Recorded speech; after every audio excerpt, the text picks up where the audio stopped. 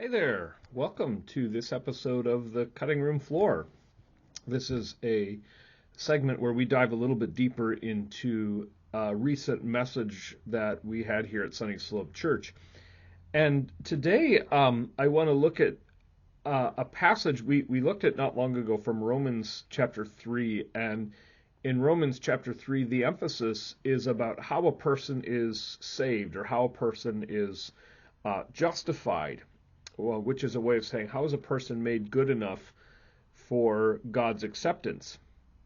And historically, especially in the Reformed tradition, we always emphasize that a person is saved by faith and not by work, not by their works, not by anything that they do. And of course, there's something really good about this. What we're emphasizing is that a person cannot put in a moral performance or a religious performance. A person can't be made acceptable in God's eyes by doing enough good things, by following rules, by avoiding a certain lifestyle, and because we emphasize that a person is saved by grace, they're saved on account of what Jesus has done, and we're saved by faith in what Jesus has done. And that's important. That's actually essential to the heart of the Christian gospel, especially in as we understand it in the Reformed tradition. We aren't saved by following rules. We aren't saved by doing a certain thing or by avoiding certain sins and that sort of thing. But what I want to talk a little bit about today is what happens when we turn faith into a work. In other words, is there a way that we can become, that we can sort of look at the strength and the quality of our faith as the means that saves us? And in doing so, is it possible that we actually we're relying on our faith as a sort of a spiritual work that can save us? So in other words, another way to look at it is to say, okay, normally when we think about all the ways that we are not saved by our works, and we avoid this sin and we avoid that sin and we do these good things, one of the works that we need to recognize that we are not saved by is the work of faith. Now, what do I mean by that? Well, there's a tendency sometimes, I think, to look at the strength or the quality of our faith as the means of our salvation. In other words, we look at the strength of our own personal devotion to Jesus. We look at, how committed am I to Jesus? How committed am I to following Jesus and to loving him and serving him? What's my relationship with Jesus like? And we look at that as our faith and our attachment and our commitment to Jesus. And we fall into the assumption that it's my personal commitment and devotion to Jesus that saves me. Or there's another way to do this, and that's when we say that we're saved, if we say we're saved by faith, and what we're really doing is we're looking at the body of our theological knowledge. We're looking at our faith system. So a person might say, well, I am saved by my Reformed theology. I'm saved by my doctrine. I'm saved by my theological knowledge that I hold on to. Or I'm saved by the strength of my convictions about Jesus. We look at our faith and how resolved and how determined we are to follow Jesus, and how committed we are to our theological tenets or our convictions and our beliefs about Jesus. And in doing all of now, of course, all of these things are important. It's important for you to be committed to Jesus Christ. It's important for you to have a solid theological foundation and framework with which you work from. It's important to have convictions about who Jesus is. But there's a danger, and it's a very fine line that we can easily cross into, in which we begin to look at the strength and the quality and the type of our faith as the means of our salvation. Now, this can become problematic for a couple of ways.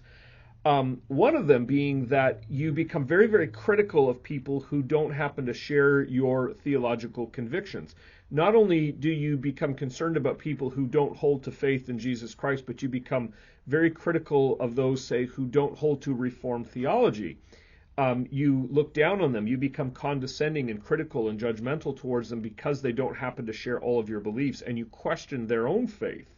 Right? You question the legitimacy even of their salvation, perhaps, because they don't share the same set of theological convictions that you do. Or what can happen is your own personal assurance, your own personal sense of walking closely with God and knowing and being assured and having that sense of peace that you are loved and accepted by God, even that will rise and fall throughout the course of your life. So you will go through seasons where you actually feel stronger. You're walking you're walking closer with Jesus. You're feeling more committed to Christ. And there will be seasons where maybe your faith is not as strong. And when you go through those low points, if you believe that you are saved by the strength and quality of your faith, then your assurance begins to dip as well. So when you walk through those seasons of life where you maybe don't feel as close to Christ, maybe your faith doesn't feel as strong, you begin to question, am I really saved? So here's where details actually really, really matter. And in the Reformed tradition, we talk about the 5 solas of the faith.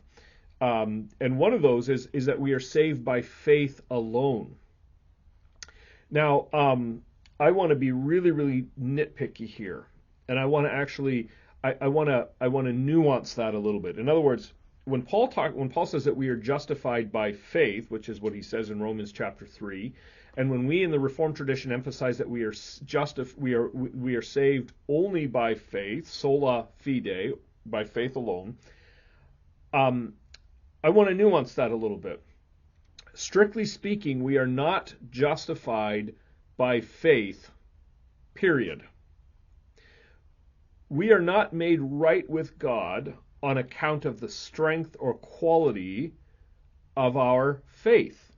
Now, I want to emphasize what we believe matters. Our theology matters, doctrine matters, commitment to Christ, all those things matter. But we are not made right with God by the strength or the quality of our faith, as if we come to God and say, Lord, look at the faith that I have. Look at the strength of my faith. Look at the quality of my faith. Look at the endurance of my faith, the perseverance of my faith. That is not what saves us. We are not justified by faith. We are justified by faith in Christ. And that makes a world of difference. We are not justified by the subject of our faith, by the strength of our faith. We are justified by the object of our faith. We are justified by the one to whom our faith attaches. And of course, the one to whom our faith attaches is Jesus. We are saved by what he has done, and by claiming in faith what he has done, we claim that for ourselves. Now, what difference does this make? I want to give you 2 sort of takeaways from this. The first is this gives you unending, unfaltering assurance. You will go through seasons of life in which the strength of your convictions, the strength of your faith kind of rises and falls. There may be times in your life where you do not feel as that your faith is as strong. And in those moments, what you can do and what you can fall back on and remind yourself of is this promise and this hope that even when your faith might be weak and imperfect, the object of your faith, Jesus, has never changed. He remains steadfast, and therefore your salvation remains intact, unchallenged, unquestioned. It remains untainted. And the second thing I think is that this gives us a proper appreciation of our theology, but it puts it in its proper place. So in other words, if I believe that I'm saved by the strength and the quality of my faith, I'm going to become condescending and judgmental and critical to those who maybe don't share my same theological position or body of knowledge. But if I recognize that it's not my body of theology that saves me, but actually it's the object of my faith. Of course, theology matters, right? You can't love the one whom you don't know. So theology is important. Knowing more and more about God is actually really important. But this actually gives me humility. It says, because I'm saved by Jesus, just like other people who don't share all of my theological convictions. So I become less prideful. I become less critical, less judgmental. So, how are we saved? We are saved by faith, but more importantly, we are saved by faith in Christ. It's the object of our faith that matters more than anything. Don't forget to like and subscribe. Share the video if you liked it. Leave a comment. Love to hear back from you. Thanks for watching. We'll see you next time.